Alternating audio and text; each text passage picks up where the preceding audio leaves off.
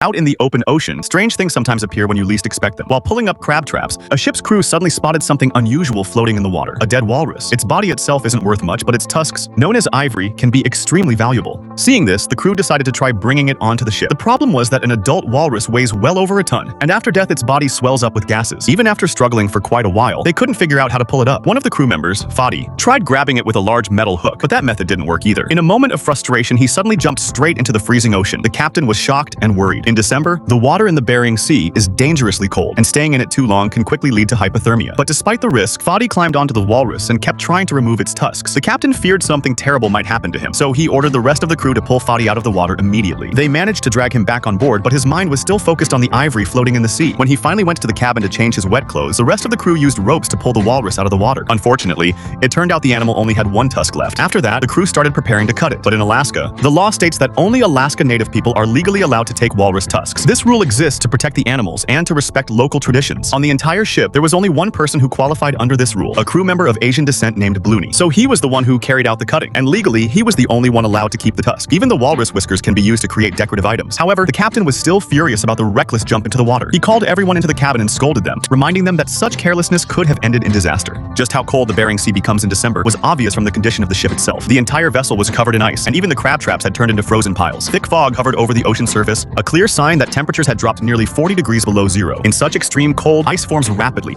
adding dangerous weight to the ship. If too much ice builds up, strong waves can easily cause the vessel to capsize. Because of that, it was critical to drop the crab pots into the sea as quickly as possible. But the freezing conditions slowed everything down. By the end of the day, the crew had managed to set only about 100 traps into the water. After that, all they could do was wait for the crabs to crawl inside on their own. And if finding walrus ivory in the ocean seems strange, another captain once experienced something even more bizarre. Suddenly, flocks of ducks started falling onto the deck of the ship. The crew couldn't understand where so many ducks had come from in the middle of the open sea. The noise woke up the crew members who had been sleeping, and at first they thought some kind of emergency had happened. Within minutes, the entire deck was covered with ducks. The truth was that the ship's powerful lights had attracted the flying birds. In the darkness of the ocean, they couldn't find a place to land, so they flew straight toward the bright lights. During the chaos, several of the ship's lights were damaged, causing costly repairs. The captain quickly ordered the crew to clear the deck, so the workers ran around trying to chase the ducks away from the ship. On another vessel, the captain decided to leave the crab traps underwater for more than 30 hours in hopes of catching a larger haul. When the traps were finally pulled back up, the results were decent. Even after releasing the small and female crabs, around 355 snow crabs remained. That amount was enough to cover their operating costs. As the work continued, the number of crabs in the traps gradually increased, and the captain's worries slowly faded. That season, he had a quota to catch 450,000 pounds of snow crab, and he had already completed about 80% of it. If the ship's hold filled up completely, they could end the season early. Looking at the current catch, it seemed like they would easily reach their target. Finally, on the 14th day, the ship returned to port. The crabs were in good condition, and losses were minimal. Altogether, the ship carried about 100,000 pounds of snow crab. A buyer offered a price of $8 per pound, which meant every crew member received a generous share. And just like that, their fishing season came to a successful